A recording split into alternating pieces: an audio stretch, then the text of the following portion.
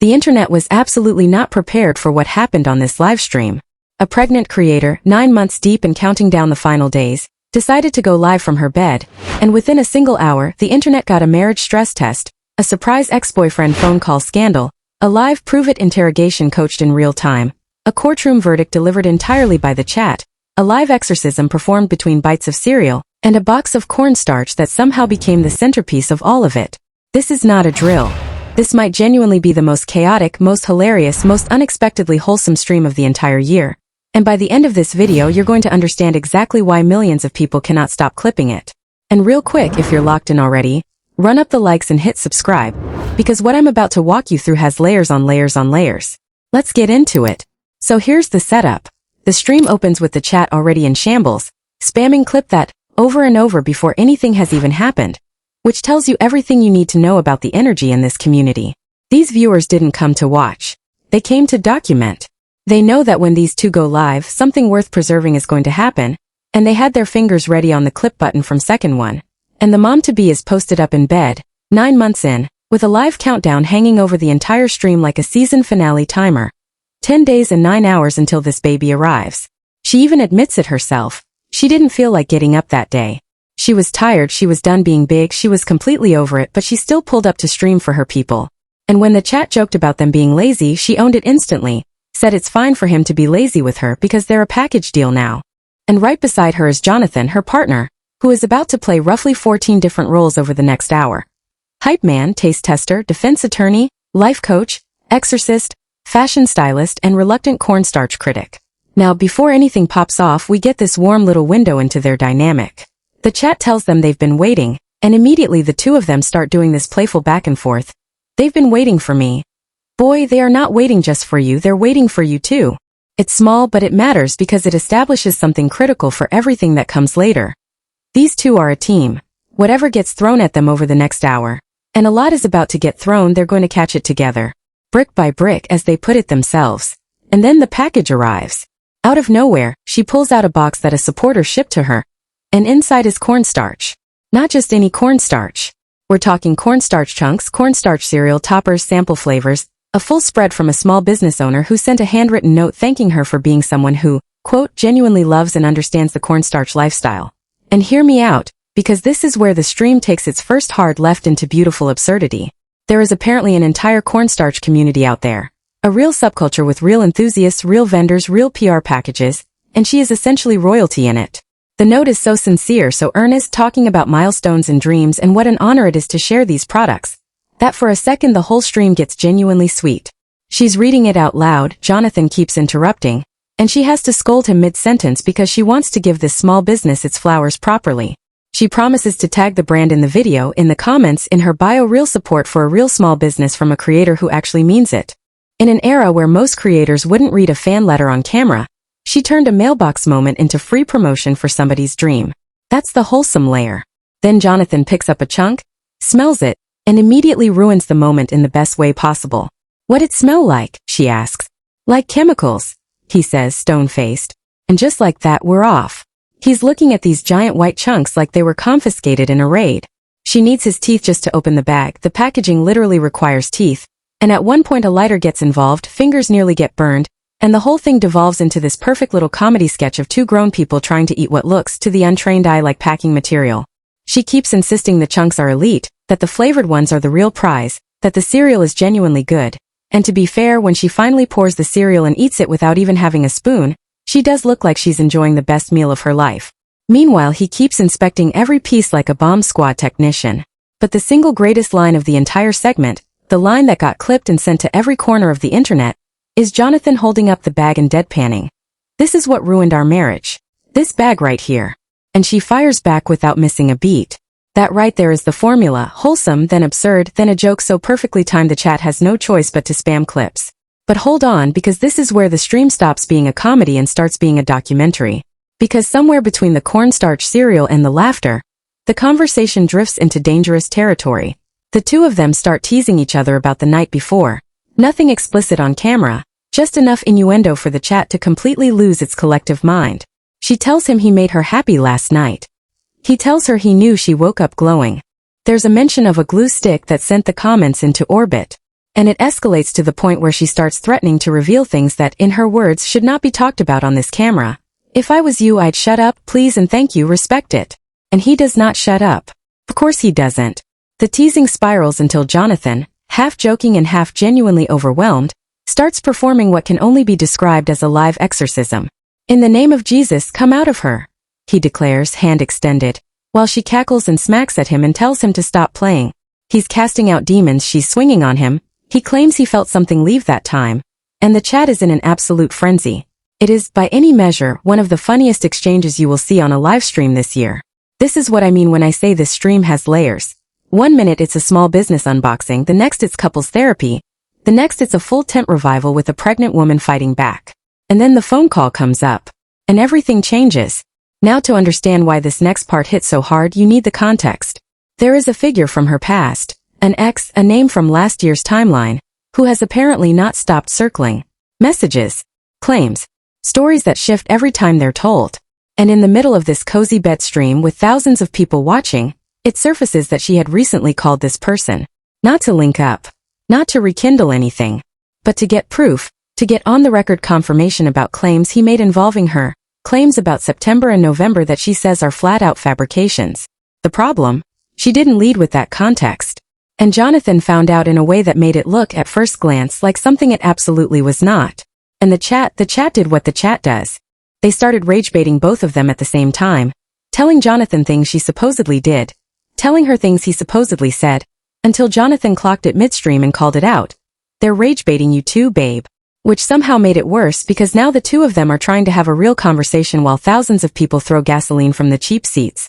And this is where Jonathan goes from comic relief to the undisputed main character of the entire stream. Because instead of blowing up, instead of turning the moment into a fight on camera, which, let's be honest, is what 90% of the internet would have done, Jonathan does something almost no one does on live anymore. He coaches her. In real time. In front of everybody.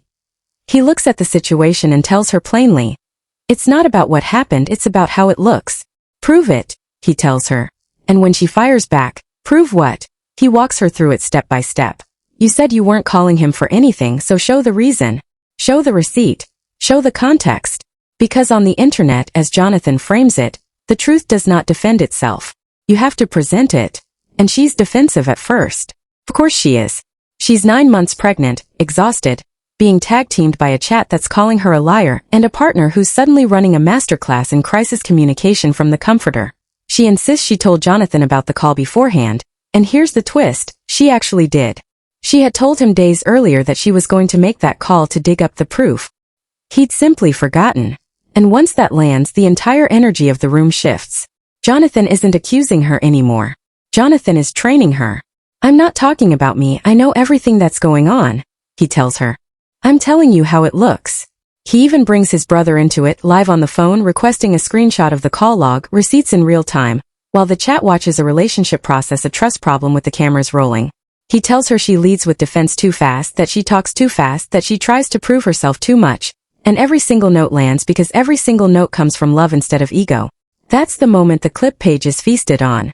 Because what Jonathan is really doing in that bed is teaching an entire audience about perception, about how fast a narrative can flip on you when you move without context, about how being right means absolutely nothing if you can't show your work. He roasts her a little along the way. God dang, you slow, but it's okay, I'ma get you right. And she takes it, laughs, argues, and eventually says the 4 words that won the entire chat back. I lost this one. Think about how rare that is. A creator live in front of thousands in the middle of being called a liar by her own community, looks at the situation and says out loud, I fed into it, I was wrong to feed into it, you got me, I lost this one. No excuses. No deflection. No ending the stream. Just accountability with a smile. And Jonathan seals the whole seminar with the coldest piece of wisdom dropped on any stream this year. You don't got to oversell the truth. All you got to do is tell it and move on. Somebody put that on a t-shirt. Somebody put that on a billboard. Because that one line is the entire lesson of the hour. He even warns her about the long game, that a clip of her telling the truth might resurface a year from now, maybe 2, and the record needs to be right when it does. But the chat? The chat wasn't done.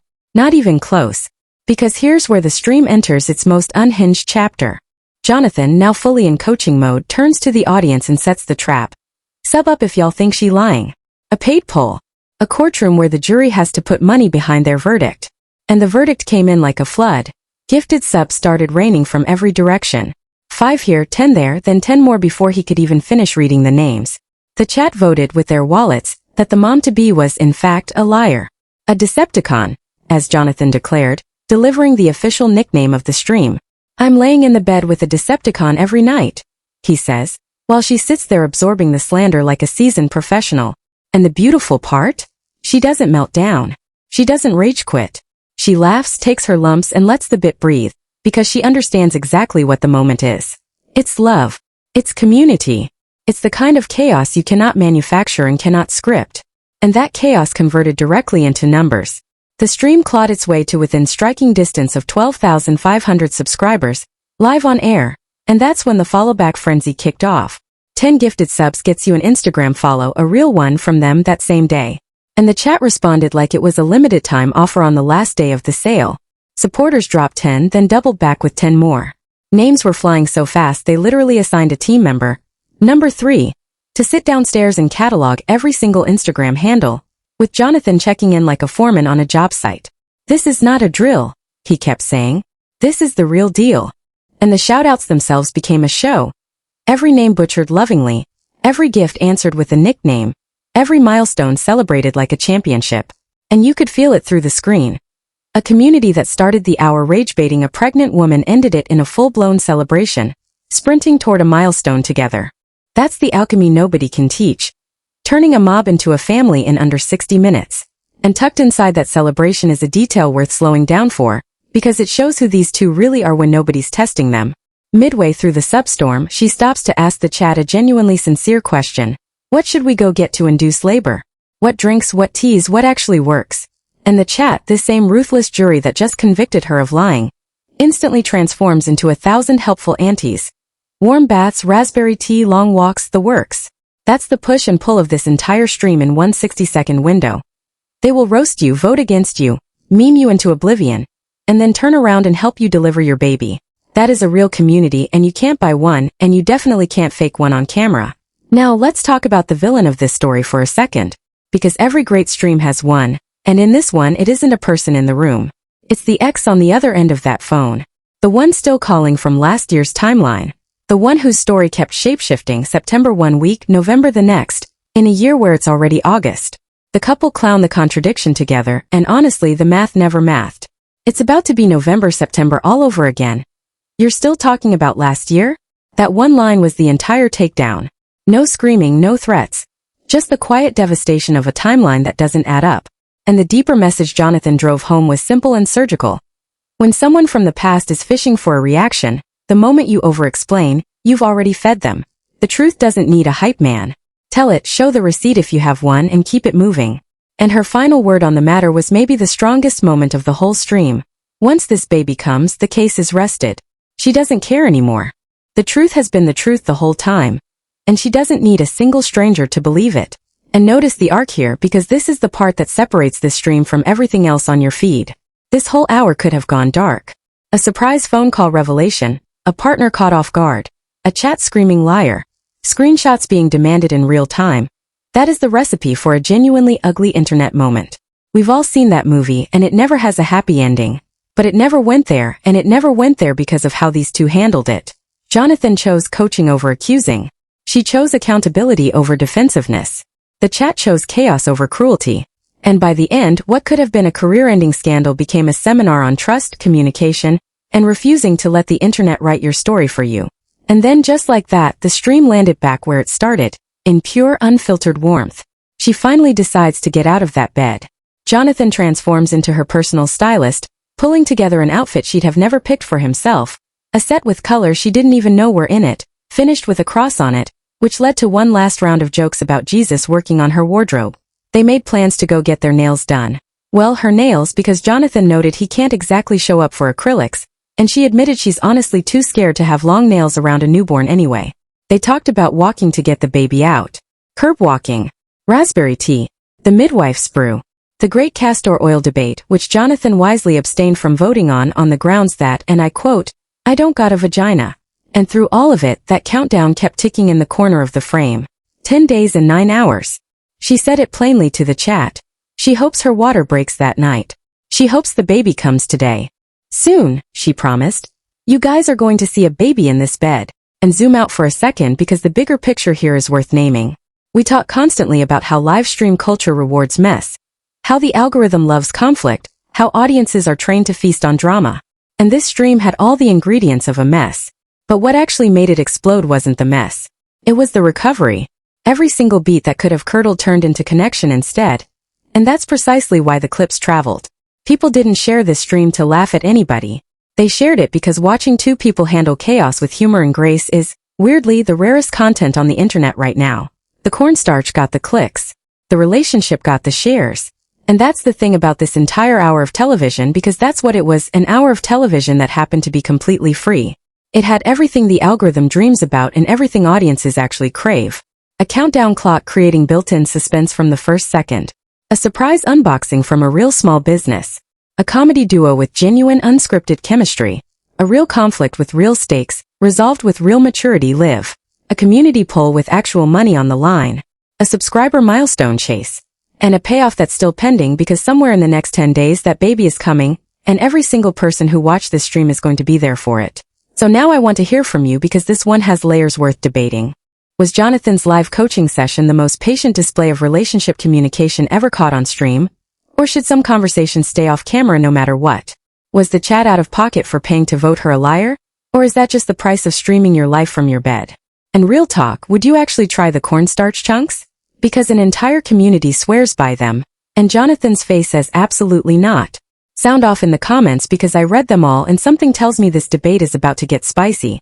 And listen, this story communication ever caught on stream? Or should some conversations stay off camera no matter what? Was the chat out of pocket for paying to vote her a lie? Forgettable is going to happen, so you are going to want to be locked in when the next chapter drops.